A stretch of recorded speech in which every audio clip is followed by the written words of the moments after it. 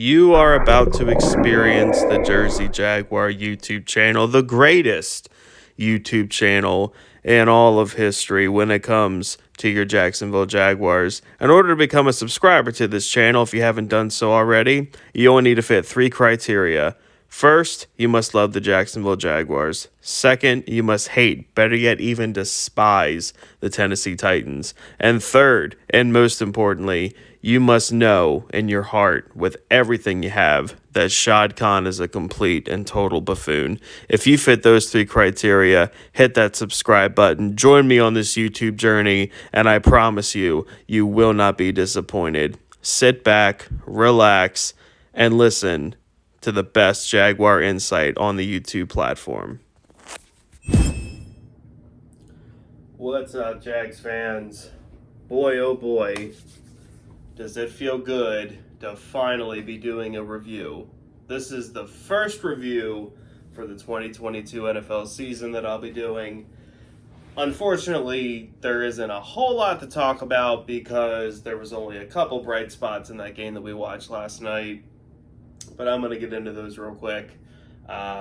Forgive me for my voice in advance. It's part of the reason why I didn't do any preview videos or anything. I've been battling a really nasty sinus cold, chest cold. Your boy can barely talk. But I'm here. I am super excited to come here and tell you guys that there are some bright spots on this young roster. There's some bad spots, believe me, there are. But there are some good spots as well. I'm going to start with the obvious. Now, I don't want to get ahead of myself. You should not either. But, I think you know what I'm going to say. Travon Walker showed me more in 5 minutes last night than Travon Chason has showed me over the last 2 years. Wow. First off, that roughing the passer call the first play of the game, completely laughable. Holy crap. I mean, Travon Walker was a part of almost every single play that took place defensively. The dude, was showing pass rush moves that, again, I haven't seen out of Travon Chason in 2 years. Haven't always necessarily seen them out of Josh Allen. Oh, I just lost 20 subscribers there. Travon Walker could be the real deal, you guys. Now, am I guaranteeing that? No. Should we take that and run to the bank with that? No. Because it's the first 5 minutes of the Hall of Fame game. Not saying it doesn't mean anything, but is it a definitive Travon Walker is a legit monster? No. But I can tell you this. If that's what Travon Walker is going to give me every single game for 17 games for 8 to 10 years, dude's going to be a beast. Dude is going to be one of the best Jaguars ever. If that's what he is. Preseason, you got to take the good with a grain of salt, and you got to take the bad with a grain of salt. But I'd be lying to you guys if I said I wasn't super encouraged from what I saw last night with Travon Walker. I mean, he looked every bit the part of the first overall pick. And I know a lot of you know that I've been very, very, very harsh on the pick. I've been very skeptical of the pick, rightfully so. But I love being wrong when it means that the Jaguars benefit from it.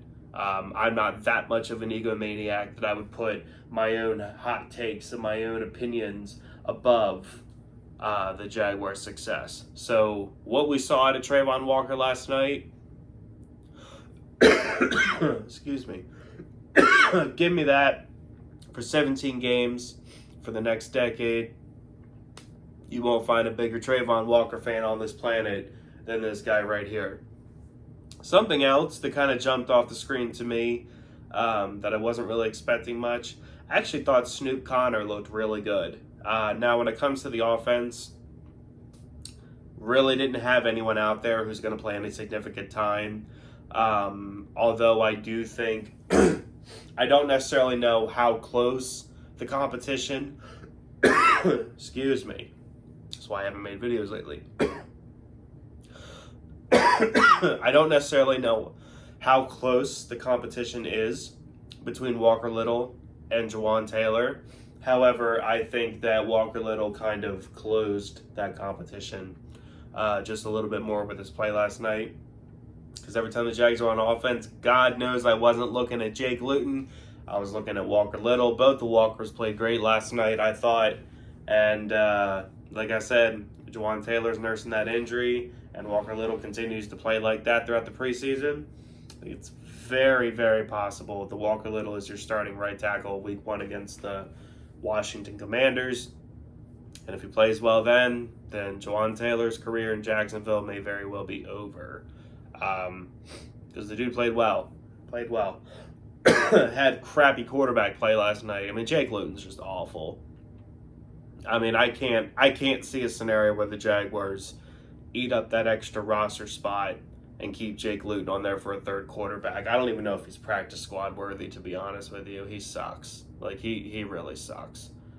Oh my God, I'm so sorry. Moving on to some other good things on the defensive side. Arden Key, I thought, was used very well with a lot of stunt moves in the defense. I think he had like 2 sacks last night. He popped up on the screen a lot. Very impressed with him. I'm very excited when we actually get this whole defensive front out there. We struggled against the run, but obviously Josh Jacobs is going to kind of run haywire over like Jay Tufele and guys like that out there. We didn't really have very many starters on our defensive line out there outside of Walker. And most of the time, Josh Jacobs was running on the right side when Travon Walker was lined up over the left. So I can't wait to see what Travon Walker and Josh Allen can really do together. Like I said, if that's the kind of play we're going to get out of Walker, I can't wait, man. I really can't wait. Let me think, anything else? Tyson Campbell gave me a heart attack. And then I screamed again when I saw that he was back on the field like 3 plays later. I was like, what are you doing?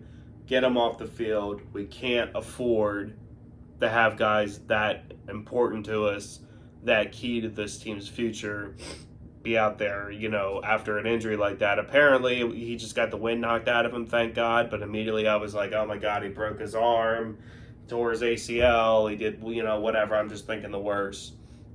But luckily, Tyson Campbell is A-okay. Obviously, you guys, there's not a whole lot really to talk about this game. I guess one other thing of note is I can't imagine that Rock Armstead makes this team. I think the running backs played pretty well. Contrell played pretty solid. So I think if the Jaguars make room for that make room for that fourth running back, that Contrell would probably get it over Armstead, because Snoop Conner definitely showed he can be a very solid, very good number 3 option behind J-Rob and ETN. So, hey, if the Jaguars want to be a run-heavy team, set up play action with Trevor throwing to Kirk deep and, throwing to guys like Evan Ingram and Dan Arnold over the middle, Jaguars could have a really productive offense this year. I'm really excited to see it. I think Chad Muma still has a little bit of time to develop. Showed a little bit of flashes, but I think with time he'll grow and he'll get better. Unfortunately, we didn't get to see Devin Lloyd. I don't think we're probably going to see him until week 1, which, whatever, it's fine. Probably going to see Trevor and ETN on the field next Friday against the Cleveland Browns, so that'll be exciting to see. I'll be here for it. I'll be here talking about it. Hopefully next time You guys hear my voice. I won't be hacking up a lung every other word that I say. I do deeply apologize, and if you've listened to this entire video, you're a real one, and I appreciate you very, very much. I'm rocking my Tony Baselli Hall of Fame shirt. My man is going in the Hall of Fame tomorrow. I think the speeches start at 12, and I want to say he's 4th or 5th in line to give his speech, so that's, I mean, just a monumental moment for this franchise. I'm so excited to watch and listen to that speech. Just an awesome time to be a Jaguar fan. One more thing I will say, Chris Collinsworth last night, although he did kind of trash us a little bit, he also did make the comment that he is really excited to see what this offense looks like with Doug Peterson and Trevor and the different little skill pieces that we've added. And he kept pushing this narrative out to the public that, like, what you're seeing now, because, you know, Jake Luton, just abysmal. You know, what you're seeing now isn't really what's going to make this team work and isn't what's going to make this thing click. So I'm wondering if he had, like, some sit-down insight with Doug Peterson or, you know, someone else, and is kind of seeing how things are going, and if Chris Collinsworth is impressed by it, hey, you know, maybe that gives sheds a little bit of light, a little bit of hope that maybe for once, things will finally turn around down in Duval. That's all I got for you guys today. No, it's not the best review video. I apologize, as I am battling a sickness. So hopefully you enjoyed all the sniffles, the voice cracks, and the coughing in the middle of this 11-minute review. I hope you have a wonderful day. I hope you hate the Titans more today than you did yesterday. Go Jags. Well, look at you. You made it through the entire video. I appreciate that. Since you've made it this far, you might as well go ahead and share this video with every Jaguar fan that you know. Really helps the channel grow, and hey, us Jaguar fans got to stick together. Duval!